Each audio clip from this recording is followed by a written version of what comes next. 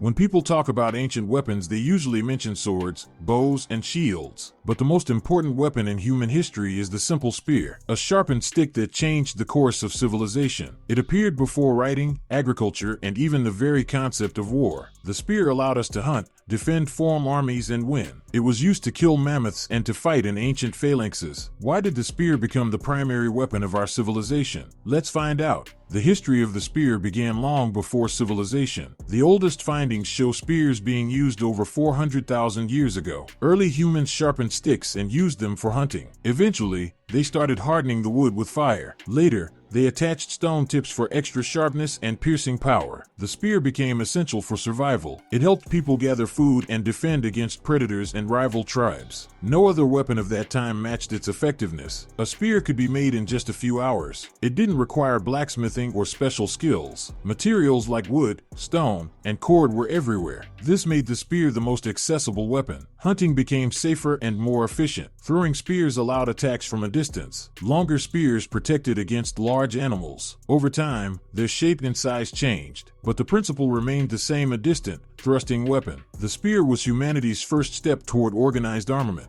The spear is rightly considered the most versatile weapon in history. It's cheap to make in the Middle Ages. A sword could cost as much as several cows, while a spear cost dozens of times less. It can be made even on the march. That's why it was perfect for mass armies. A group of spearmen forms a living wall. The spear can serve as both weapon and tool, like a harpoon. It scales easily from short spears to 5-meter pikes. Jungle tribes still use spears today. It's effective against both humans and animals. It doesn't require the precision or strength of an axe. With a spear, one can fight alone or as part of a 100,000-strong army. Weapons that work in any situation and require little training are rare. The spear turned out to be exactly that. When armies first appeared, the spear immediately took a central place. Greek phalanxes consisted of spearmen with 6-meter sarissas. Such a wall was nearly impenetrable. Romans used throwing pylons to break enemy shields. Vikings preferred spears as their main close combat weapon. In the Middle Ages, pikes were used both against heavy cavalry and by cavalry themselves. Spears kept riders at bay. English archers were often protected by spearmen. In Japan, samurai yari were as respected as swords. In China, spear techniques were considered the pinnacle of military art. Armies worldwide developed spear schools. Even with the advent of swords and maces, the spear retained its position. It allowed building tight fronts. The spear made battles more organized, especially in large armies. It suited any terrain: fields, forests, fortifications. Tactics based on it decided the fate of empires. The longer the spear, the greater control over the surrounding area. This allowed fighting without closing in on the enemy. With firearms, much changed. It seemed the spear would become obsolete. Bullets fly faster, farther, and are deadlier, but the spear simply transformed. The bayonet, a rifle attachment, turned the gun into a spear. Infantry continued using spear tactics up to the 20th century. Bayonet charges were decisive in the Napoleonic Wars. Armies still teach bayonet combat based on the same principles. Forward thrusts, distance control, minimal movement all come from spear fighting. Even police shields and batons work in the spirit of spear techniques. Modern close combat weapons borrow from spear forms. Spears and pikes are still used as crowd control weapons in uprisings. The psychology of fighting with a long weapon remains relevant. People feel safer holding something that keeps the enemy at a distance. Many martial arts, from Japanese bojutsu to African stick fighting, come from spear traditions. The tactical advantage of the spear is still recognized.